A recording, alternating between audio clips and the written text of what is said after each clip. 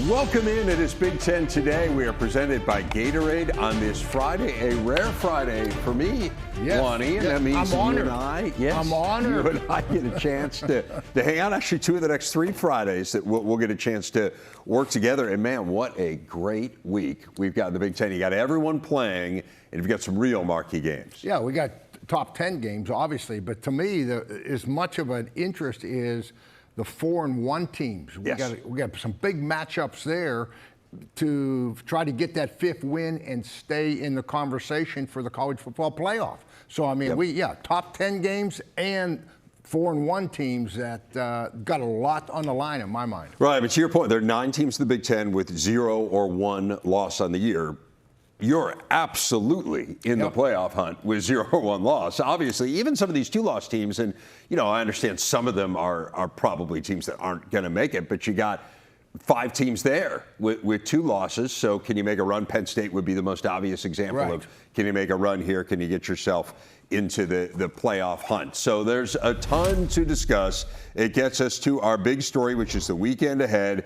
You see the schedule this week. It starts tonight. Rutgers out west to battle the Huskies. We got 8 games tomorrow, 3 of them here on the Big Ten Network, including Nebraska and Maryland. That is one of those battles of 4-1 teams that Wani was talking about. 2 matchups of ranked teams, Ohio State, Illinois. That's the big noon game in Champaign. And then the only matchup of top 10 teams in the country this weekend is number 7 Indiana and number 3 Oregon in Eugene. And let's start there, Wani. And you look through this game, I mean, man, these are 2 complete teams. Like, we are talking both teams, top 10 in the nation in scoring offense, top 10 in the nation in scoring defense. We know how tough Oregon is to beat in Eugene. We know about Indiana's track record on the road against top 5 teams, which is that they have never won one. But I feel like none of that matters with Curt Cignetti, right? Like, all the Indiana history is history. It's history. Yeah, and it'll be interesting discussion points because they're going to beat a top 5 team on the road. They may do it tomorrow. But man, this is a matchup of 2 really good teams. So what separates? And you mentioned the scoring on offense and defense, but how about just quarterback play? I mean, both of them, their quarterbacks are at the top of the list as far as touchdowns and interceptions. Both of these guys are playing at a high level from a intelligence standpoint and making plays when they have to. How about the running game? Both teams are running the football consistently, and that's a big part. So they're balanced offenses. And you know what's interesting? I think the first show second show, I talked about Oregon, what a great job Dan Lanning has done, and they were my team of being the most improved from the number they graduated. Wow, they're farther ahead than I thought they'd be this year. Right. Well, now obviously Ohio State with all the freshmen they're playing, and Indiana. I mean, Indiana graduated a lot of people, and starting with the quarterback position. So, they had to kind of reload in a big area. This game, you talk about quarterbacks, Fernando, at IU. He came from Cal, which was a Pac-12 school. And so he's been exposed to the whole Washington atmosphere, and he knows what goes into it playing out there in that stadium. Or Oregon, I'm sorry. In Oregon. He knows how tough a place it is to play. And so I think that's kind of an advantage a little bit for Indiana, that they're not taking a young kid out there that has little game experience and little experience of going across the country and playing. The other thing, too, don't underestimate, we talk about Dan Lanning and what a great job he's done, and his staff and how they work together and develop players. No question, as good as anybody in the country. But Google Curt Cignetti. I was dying to say that. I was. I was going to. He's suggested people do that. Yeah, and I'm going to do it. I'm going to tell people because the thing, Curt, his coordinators have been with him over the long run. Right. I mean, Mike Shanahan, I think, goes back to IUP. I know he was with at Elon. So these guys have been together. And whether it's all relative, and whether you're playing a huge game like this, and it's level 1, level 2, it doesn't matter. You still have to approach it the same way. You still have to make sure the T's are crossed and the I's are dotted on everything preparation-wise. So, I think this is an even game. I mean, you can give them a home field advantage to Oregon, sure. But as far as coaching, staffs, players' ability.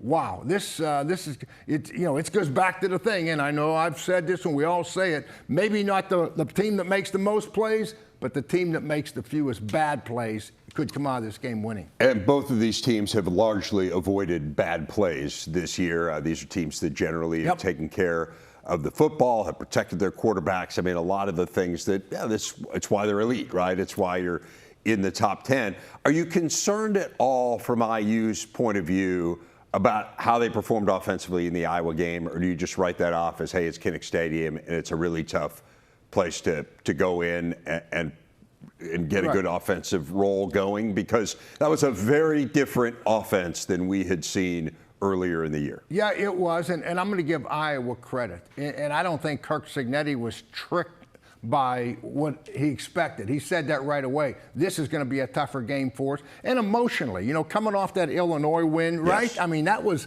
psychologically, I mean, that was a huge win for them nationally, the attention. And now they've got to go up there and play as physical football team as there is. So I was not, that didn't bother me one bit. I think it helps them maybe, Rever. I truly think if they get into a fist fight, I think they needed a game like that. Yes. As crazy as that sounds. Well, we talked a lot about this. They haven't played close games. No, they haven't where someone's hitting you in the mouth and it's a dog fight and the crowd is against you. All of those things, you can't stand up in front of the team and tell them that this is what's going to happen, or you can't read it out of a book or tell, you know, no, that doesn't work. You have to live it. And so I think that's going to be an advantage for Indiana down the road, being in that tough fight and having to win it in the end at Iowa. I really do. What about going to Autzen and the environment there? I know you've experienced it when you were at USC. Right. And I agree with your point on Mendoza, right? I mean, the fact that he's been there. Yep. Again, you know, how many of these big games have IU guys played in? I'm just not sure it matters. I just think they're so well coached. They're always ready to go. But that is, I mean, as evidenced by the fact they got the longest home winning streak in the country, it's a really tough place to play. Yeah, and I would say down in Champaign, right? They were there, right? I mean, these are tough. Well, yeah. I'm sorry. That game was in Bloomington. Up in Iowa. And Iowa is a full house. Stadium was going crazy. So, you know, they've played on the road in front of crowds. I don't know. It's always a little bit of a home field advantage, but I don't see that being the difference in the game, winning and losing. I really don't. 8th time ever that Oregon will host a top 10 versus top 10 matchup in Eugene. They've won all of the previous 7. So this is a team that when they've had a similar situation has always taken care of business. We talk about how elite the offenses are, 2 elite defenses there as well. But the most elite defense in the country, at least by this measure of how many points you've given up, which to me is the ultimate measure of a defense, is Ohio State. 25 allowed through 5 games is far and away the fewest in the country. They've yet to allow a first-half touchdown. They're the only team in the country that hasn't allowed a touchdown run all season. And opponents have yet to score a touchdown in 8 red zone trips on the year. I'm sorry. It's wild, right? It's crazy how good that is. Coach, I heard guys talking about that during the week, and I had to go through and double-check my notes and said, is this, I mean. How is it possible? I've coached some number 1 defenses in the NFL and college at University of Miami. And nothing like this. No, nothing like this. I mean, however, Illinois is really good on offense. Certainly, the pass game is really good. I think there are some questions about consistency in the run game and the offensive line. Although I think they answered a lot of those questions against USC. But I know you think Luke Altmaier is as good as there is in the Big Ten. So, what do you think of that matchup, Altmaier against this Ohio State I do. defense? He's going to have a career game. You know, I mean, he's going to have to step up and play better than he ever has.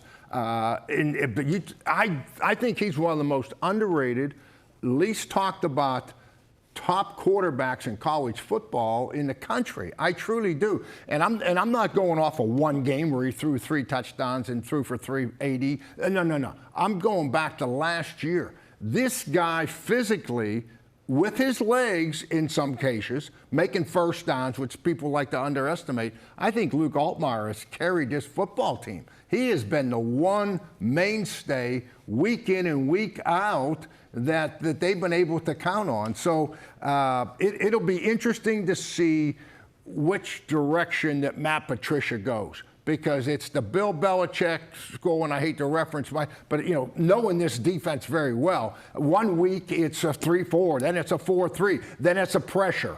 So you're not going to know, and Ohio State's got top caliber players at all 3 levels. We know about Downs, and we know about Reese, and we know about Curry. And when you have high-level performers at every level of your defense, it has a tendency to pull the other guys with you. And give Ohio State, I want to make this point. I wanted to say this 3 weeks ago, and I never did. For them to be football intelligent enough to absorb Matt Patricia's defense and execute like they do. You don't see them busting things and guys running free down the field. Right. For them, a new group with a new coordinator to really be able to go out and execute that is outstanding coaching, and that's football intelligence, as we would say when we watch these guys. Well, it's pretty amazing. And again, they were so good last year with Jim Knowles, they're first in the nation in scoring defense. Like, wow, they're going to take a little bit of a dip. They're first in the nation in scoring defense, as we saw again. Now, the area to me that's really interesting in this game, I mean, Illinois is going to have a ton of emotion. There is so much excitement. It's been such a long time since they even hosted Ohio State, nearly a decade since the Buckeyes have been in Champaign. The fervor that Illinois fans are going to feel around this game. It's one that has been circled. All that stuff is in Illinois' favor. Offensively, as we said, they're really good. They can move the ball. Man, Wani, I'm concerned about Illinois' defense. I mean, you look at games against power conference opponents. There's no team in the Big Ten that's given up more yards per game than Illinois. There's no team in the Big Ten that's given up more points per game. Where they have helped themselves immensely is forcing turnovers. And that could be the great equalizer in this game. But, like, how equipped is this defense on a down-in and down-out basis to deal with what Ohio State looked like offensively last week? Yeah, coaching defense, too. You can't count on, you got to say, they get no turnovers, we got no turnovers. How do we win the game? How do we win the game? Right. You're exactly right. So you can't go into this thing saying we're going to get 2 turnovers. You're trying to get turnover on every play, obviously, but that's not what you count on. And the scariest thing to me is got 12 plays over 40 yards? Is that correct? Ohio State? Ohio State. So my point is that you're playing a team that is one of the best in the country with big plays and big play receivers. And from a pass defense standpoint, you're kind of at the bottom quarter of the Big Ten defending the pass and the big plays. So this has to be a game plan. I mean, if I'm right now, Brent Bielema, I'm saying I want to play zone, and I want to make sure that we keep everything in front of us. None of this man press stuff. Because they have proven we got Julian saying, you talk about a fabulous thing, 80% completion ratio for a freshman. That's off the charts. Ryan Day's doing a fabulous job with him. And so this is a game, if you're Illinois, in my opinion, I'm playing zone. I'm going to keep stuff in front of me, and I'm going to make this kid throw and catch, and we got to get some pressure. And don't give them the big play. We cannot fall behind on this thing fast, or Matt Patricia will we'll see pressure like we've never seen in our lives. So we got to keep this thing close by not giving up the big play. Make Ohio State go the long, hard way. That would be my thinking in this thing. And I'll tell you, Ryan Day, we're talking about that. I just want to make this point. Ryan Day, everything is the defense, and he has done a fabulous job because they're averaging, they're not going out. This is a quarterback-friendly offense. You got Jackson, who's kind of come on as the runner now, right? Is the top guy, and he's a freshman, right? So they're running the ball more effectively. The quarterback is throwing the football with great precision and playing smart. And Ryan Day's just letting this take course. And at the same time, I promise you, what he's doing? He's watching that defense. And as long as Matt Patricia keeps them going like this, we're going to keep this same game plan. Could they throw it 40 times if they had to? Absolutely. Do they practice it to do it? Absolutely. But why do it? It's great discipline. We talk about players having discipline. This is great coaching discipline, in my mind, by Ryan Day on how he's handling the offense with the defense matching up. And he has said as much in his press conferences that, hey, I feel like we have a defense that we can rely on. We're not going to ask Julian to do too much. To your point, 80% completion is the best in the country. It was off the charts, right? It was just a crazy number. I don't know that you can keep that going all year, but you've got big play receivers. Yep. Carnell Tate, Jeremiah Smith. And I think the thing that's frightening for the rest of the Big Ten is everyone had kind of accepted, this defense is elite, but they may not be at quite the same level offensively that they were a year ago. And then you see what they did to a really good Minnesota defense. And it's like, man, they may be hitting that gear. And at that point, you understand why they're number one in the country. There's a reason they're number one. Absolutely. Yeah. And this could be a game. We talk special teams all the time, every week. This could be a game. If I'm Brent Bielema and I'm looking here and saying, how can we, yes, we get the turnovers, but Brent knows this. You can't count on turnovers, as we said in the beginning. How can we steal possession without being a turnover? You know how you do it? Special teams. So can we do something, a fake, a block, do something to steal a possession away from Ohio State with our special teams? I think that's going to be a big conversation, and we'll see what happens this week. But I think Brent's on that somehow, some way. And they've been really good. I mean, Alano might be the best kicker in the Big Ten. Hank Beatty's a fabulous return guy. So there's some pieces there that could happen. Right. No, absolutely. It's a fascinating game. The hype is just going to be off the charts in Champaign. It's really. Our big stat is presented by Gatorade, a strength versus strength matchup at the Coliseum. USC's offense, top 4 in the Big Ten in scoring, pass yards per attempt, first in both of those two, as a matter of fact, as well as rushing. Michigan's D's been really good, top half of the league in all the categories that you see here. Trojans a little turnover prone. We'll see how that may factor in. But what ultimately sways the balance, you think, in this one, Wani? I think USC is more explosive. And I've been on USC since the beginning, and I know what happened at Illinois, but I'll tell you what, when you look at what they did and what they're doing on offense, and even with running the football, this is an explosive football team. And I know their defense got exposed a little bit, in the Illinois game. Illinois did a nice job of running the ball, and that's demoralizing. But they're better than that. They're better than that. They were one of the top teams in our league with sacks and with tackles for losses. So they were making plays. They got players. It's not like they haven't made plays on defense. They were doing an outstanding job, and they got exposed a little bit one week. I think they bounced back.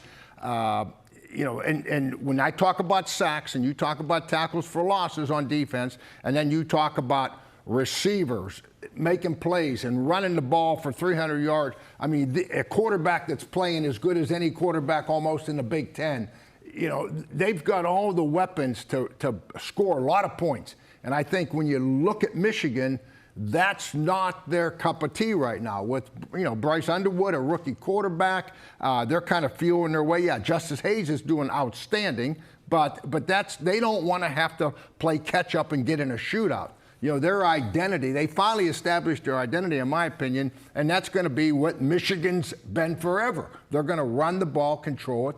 I would like to see Michigan. The one thing that I look at, I say, God, can you hit some big shots down the field? We know they have good receivers. Take some shots. Take some shots down the field. And everyone says, well, he's a young quarterback and on and on. But you can take those shots by moving him. Move him in the pocket and give him half the field to look at. And you're going to have 2 receivers here and take some shots. Take some shots down the field. That'll get the defense a little bit backing off. And that'll help you as a total offense. So when I look at this thing, USC explosive in all areas. Michigan right now, they're going to have to score more. I think they're going to have to score more. They're going to have to score 3 touchdowns somehow. So how am I going to generate 3 touchdowns against this defense? I'm going to have to be balanced. We're going to have to make some plays in the passing game, in my opinion. It does feel a little bit like a prove-it week for USC coming off that game against Illinois. You had a week to think about it. And now you get a marquee opponent. I mean, it's just the second time Michigan has ever played at the Coliseum. It's pretty cool to think there's a conference game, right? I mean, this was the Rose Bowl when I was a kid. I mean, and now for this to be a Big Ten game. But yeah, it does feel like it's a really important game for SC. Again, if you're going to be back in that national conversation, which I think we believe they have the team to do that with. Absolutely. This is a game that you've got to win. It's interesting. I feel different about Michigan's passing game this week than I did last week, just because McCauley emerging, Marsh, the freshman, really looking good. I think there's some. They got guys. Yes. You just got to take enough chances to get him the ball. That's kind of what I'm talking about here. And the other thing too, I think that USC. I was a little disappointed in that they didn't adjust more when Illinois was pounding that ball at them. I would have liked to seen their defense make a little quicker adjustment to try to put out the fire, as we say. And they're probably going to have to make an adjustment this week. That's going to be a key for that defense going forward. With Wink Martindale, Michigan's defense, they might not have as many frontline guys. They had a lot of guys drafted in the first, second round last year. We know that. But they have to, they're going to make adjustments. And Wink's going to give you something different. Yep. So Michigan's going to adjust. I want to see, can USC make the adjustments in game to give himself a chance to win? It's a really interesting game there out west. Another big game out west tonight. I know you know Greg Schiano very well. It is weird to see Rutgers. It's just not what you'd expect, right? They're really good on offense, to their credit, although it's more in the pass game than the run game, though Raymond's come on. But I think the part that's curious, a little bit of a head-scratcher, is this has not been a good defensive team, and it hasn't been a good special teams team. They had some, early in the year, some block punts, but I mean, recently here, special teams has let them down, and now you go to Washington and try to beat a team that hasn't lost at home to an unranked team in years. This is a tough spot to be in. Can we go on to the next game? Because Greg's my guy, and it's tough. I was looking at him, and you like to say it used to be run, defense, special teams, and now it's completely opposite. It's passing, they're scoring the points. Ethan's doing a fabulous job, but. I don't know how their defense. The key is though. Maryland did a great job for 3 quarters last week against Washington. Yes. So let's look at this thing and say Washington wasn't that offensive, machine last week. In the fourth quarter they were. Okay, but up to that point, they didn't do much, and Maryland did a great job. So I'm sure that Rutgers is looking at that and saying, hey, this is not the high-powered offense that we've seen in the past. So Rutgers just got to come out of the game, and they've got to be ready to play, which they will. Greg will have them ready to play early, and this defense is going to have to show up. I mean, you got to play defense against Washington. They got too many good players at every position not to. And Greg's going to have some special team stuff for him. I mean, he's going to try something. Yes. So get ready. And Jed Fish, that was the medicine that he needed perfectly. To come back and win that game against Maryland and score 20-some points in the fourth quarter, that is something that he took home on that long plane flight, and he's going to carry into this week. That was a real shot in the arm confidence-wise. They've got to feel great. I mean, you go 7 straight quarters without a touchdown, a team that had just been rolling offensively, and then to have that performance they did in the fourth quarter, now they get to come home where they've been so good. Again, this is a team. There is no reason they can't be in that playoff discussion in Washington based on what we saw early on this year. But this is a game not unlike the one that USC is facing where, hey, you've got to win this game, especially at home and against a team that's a little wounded in terms of how they've been playing, like Rutgers is. So that's the story tonight. Big interview. It is Michigan State coach Jonathan Smith, who joins us now. Coach, really appreciate you taking the time. I know that day before the game, there's a lot of stuff going on, and we are very thankful that you're spending a few minutes here with us. I just want to ask you, first of all, being home, I mean, you guys it's been a month, essentially, since you played a home game. You had 2 road games sandwiched around a bye. What does it mean to be back at Spartan Stadium and in front of that home crowd and a homecoming crowd? Yeah, it's definitely where we love to play. Back at home, homecoming, like you mentioned, a noon kickoff. We're definitely looking forward to that, getting back around to our fans. Spartan Nation helping us for a home field advantage because we're going to need it. This is a hot team coming off a huge win. And so we're excited to be back home in front of our crowd to play. I know the last couple of games have been tough for you guys, Coach, but what do you feel best about with your team right now? Yeah, they're definitely go on the road and all that. I do like the reality that whatever the score is, our guys are going to continue to compete. We've gotten gotten ourselves back in games. Now, there's things to clean up that we don't want to get behind in games, but there's never a lack of fight in the group. We just need to be able to execute for a longer period of time, really in all three phases. If you look at the last two games. Yeah, Coach, I followed your career and really admire what you do. And going back to last year, the foundation that you were setting and emphasizing the penalties and the turnovers and the special teams. I mean, all the things that you talked about week after week on your press conference. I mean, those are things that you need to establish right off the bat to have a successful program. You know what you're doing there. When I listened to you and watched you play, and we'll use it last week, it's got to be a little bit frustrating for you when you see your players do the execution on the field. So you see the ability to do it, the mental thing, they know what to do, and then they might come back a series later and make a mistake, and it's a costly mistake.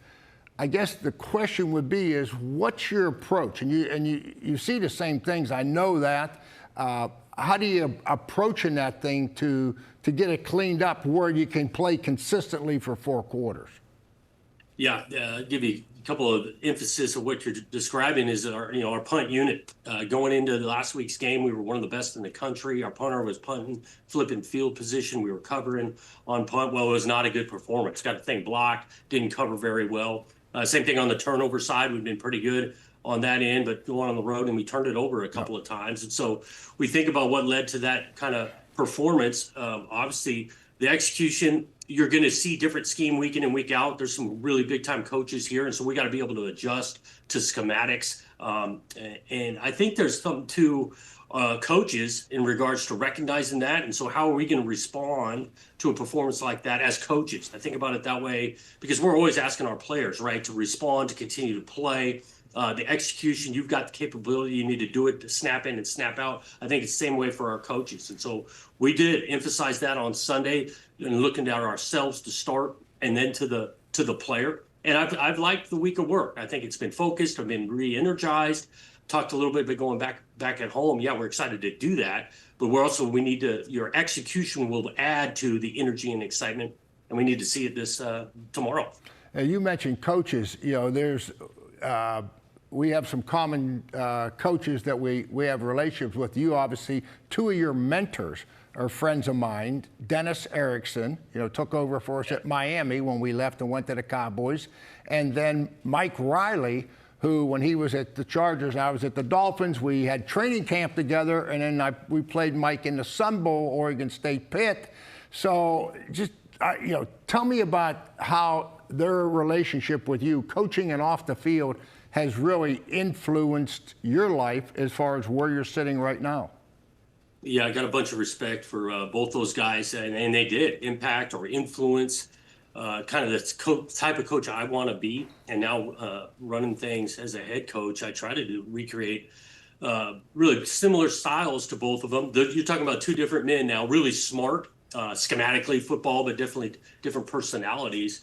And so the impact, I think about Dennis Erickson, the competitiveness, the no back down to anybody. On the schematic side, Mike Riley was a coordinator on really both sides of the ball, and he impacted me on that end. How you handle failure, but also how you handle success. And I think about both those guys modeling and messaging after wins and after losses. I've taken a great deal from them. When I was at Pitt, we played Oregon State. I know you were gone. Mike was there. And they beat us 3-0, okay? And I was I knew you were gone, so otherwise I was going to come back at you and ask what happened that day. But 3-0, huh? 3-0. Oh yeah, we were on the nothing side. Okay? Jonathan wants nothing to do with the 3. Let me just say that, right? Trust me, you'd be happy you were gone. Be happy you were gone, Jonathan, at that exhibition. It's quite a game when you look across the other sideline and you say, man, they got 3 points. I wish we could do that. That would really be something. Hey, Coach, you talk about handling success and handling failure, and Aiden Childs has had a lot of success here early on. Last week was not one of his better games against Nebraska, and let's give a ton of credit. Like, You guys threw a touchdown pass against Nebraska, the first team to do that all year. I mean, it's pretty amazing how good they've been in terms of pass defense. That said, I know it was a challenging day. So how do you help him move on? Like, how do you flush that? You're a quarterback yourself. How do you get him to where he's in the right frame of mind going into tomorrow? Yeah, I think it goes back to, again, coaches. We start with ourselves schematically, the positions we're asking, just him, but also the offense in general. I think everyone, this is a team game. We got to step up around him and, find ways to protect him better, precision a route. And then, yes, ultimately, Aiden, you got to have some better snaps of keeping his eyes up, seeing the field, not making a bad play worse. Again, the kid is competitive. I look at that last week's game, got us back into it in the third quarter, some fourth down runs and things. But at this position, snap in and snap out, you got to play at a high level with your eyes, decision making. And you're right. For 4 games, there was a lot to like in those things, and there's a couple of plays Nebraska there is to like. We got to have a longer from first quarter to fourth quarter performance, and we've talked about that. We've got full confidence that he's ready to go out and do it well tomorrow. Hey, Jonathan, last one for you. I do want to focus on the opponent. You kind of touched on them a little bit at the outset of our conversation here, but it's weird timing to say the least. With UCLA, I would assume that they got your players' attention this week with what they did against Penn State. But as you watch the film, like, how did they go from where they had been those first 4 games of the year to what they did last week against the Nittany Lions? Yeah, it's played with definitely new life. You turn on that film from last Saturday, the energy they were playing with, they were attacking the win. You think about early with an onside kick, trying to steal a possession, fourth down aggression. Offensively, the quarterback, he was on display with the talent of running it and throwing it, and they had new energy there, running around on defense. And I give that team, this was a complete game. It wasn't like early on had some momentum and they rode that. It was 27-7 at half, but Penn State comes back in that game. Fourth quarter, it's still down to 1 score, and UCLA finished the thing. So you're playing a new team with new life, new changes on the coordinator side in the last couple of weeks. So they've got our full attention. Well, we are looking forward to this one. Again, it's on the Big Ten Network tomorrow. We got the Big Ten tailgate crew there. It should be a big day in East Lansing. Coach, very appreciative of your time, as we said. I know there's a lot of things pulling at you the day before a game. Appreciate you spending some time with us. Thank you very much. Yeah, thanks for having me. The names have been changed to protect the innocent, or the guilty in this case. Yeah. Right. What do you make of all that? I mean, I'm sure you have stories you have stories about everything, but I'm sure you have stories on special teams deceptives. We don't have enough time, but no, it's funny about the watching the head coach, because we had it scripted. We're playing West Virginia, knocked them out of the national championship. That was the big game. I remember it well, sure. Backyard brawl. 2007, and yeah. we took a safety in that game. We ran a fake punt. And you work on these fake plays, just like Urban said, the situation's got to be right. In my mind, the down and distance had to be right. The score, the game had to be right before it would really be effective. So but part of the fake punt against West Virginia was the quarterback was going to come off, and we were going to signal punt the ball. I was going to say, and then when he came off, I told him I was going to be screaming at you if it's a fake.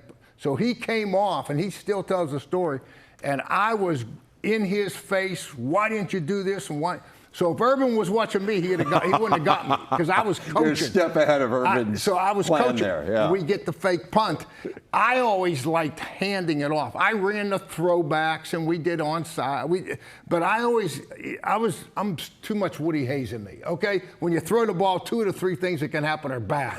That's what he used to Yes, say. yeah. Well, now you got somebody throwing it. I will say this: Curtis Conway, ex-USC guy, was my receiver at the Bears. We were playing the Cowboys to open the NFL season on Monday night here. They were the Super Bowl champs, and we scored on a fake punt. Curtis convinced me that he was a quarterback in high school. To this day, I don't know if he was or not. So I let him throw it, and he actually made a nice play out of it. So I always liked limiting how much we had to throw the ball because of bad things happening. But no, it can be the word Urban said, momentum changer. That's what you're getting. I mean, you look at the UCLA onside kick, they were up 10-0 before Penn State touched the ball, before they ran an offensive play. Absolutely. Yeah, so you want to talk about swinging momentum or changing the complexion of a game. They certainly did that with the special teams deceptive. We are going back to football as we wrap things up. Penn State 0-2 in Big Ten play after that shocking loss to UCLA last week. First time that's happened since the COVID season, just the second time under James Franklin. They have never finished with a winning conference record in the 6 previous years. They've started 0-2 in the Big Ten this century. The first step in reversing that trend would be taking down Northwestern tomorrow, and this is really crisis mode now for James Franklin, Wani. So give me a sense of, from a head coach's perspective, how do you deal with another game that, frankly, on paper you should win, although you would have said the same thing last week? Yeah, you would have and should have last week. I get that. James is going to do a good job, and his staff will, as far as getting the team ready to play, but it's going to come back to the leaders of this team. I mean, you've got to call in. I'm not big on player meetings and senior committees and all that, but if there ever was a week to sit down with the leaders of your team and tell them what's at stake and make sure that everybody understands, this is the week to do that. And I'm sure that James will do it. And they got to come out and start fast because they're playing at home. You can say all you want about homecoming and all that, but you come out and go 3 and out and punt to Northwestern and they make 1 first down, it's not going to be a happy crowd. Let's be real about this now. So we need to, and that's one thing that Penn State hasn't done over the time is start fast in games. They haven't. No, that is for sure. So they got to come out and start fast, in my opinion. And the one aspect, of this game, Northwestern has gotten better. Let's give them, in my opinion. Yeah, definitely. Preston Stone, he's passing the ball better, but he's also a threat running. He's, 50, almost 60 yards rushing last week. My point is, one thing, what's Penn State struggling in right now a little bit on defense? Stopping the run, right? Yep. 16th in the Big Ten, stopping the run.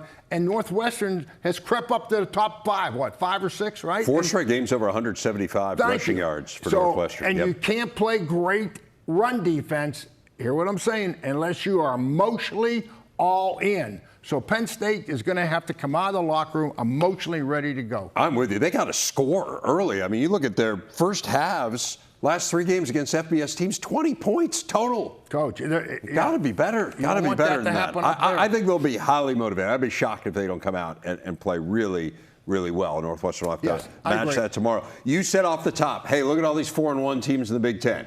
Yep. Nebraska, Maryland. These are 2 teams. If you win this game, you can continue to talk about the CFP, particularly Nebraska. They don't have a ranked team left on their schedule, Wani, but this is a tough game against the Terps. They do. And they're sitting where they hope to be.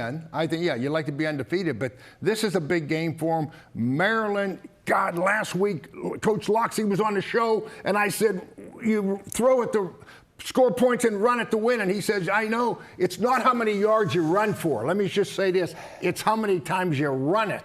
They got a good defense and a good passing game. Run the ball, Locks, even if you're making 2 yards a carry. That's the key, I think, to this game. And obviously, when you look at the other side, Nebraska, Nebraska has been playing pass defense. The strike fabulously. The strength of their team is obviously the best matchup for them to have success against a passing team like Maryland. And they have a hard time stopping the run. And so I think you look at this, if you're Maryland, and say, hey, there's a game we need to be able to run the ball. It's this one. Great stuff. Fun to be with you. We'll see you for football tomorrow.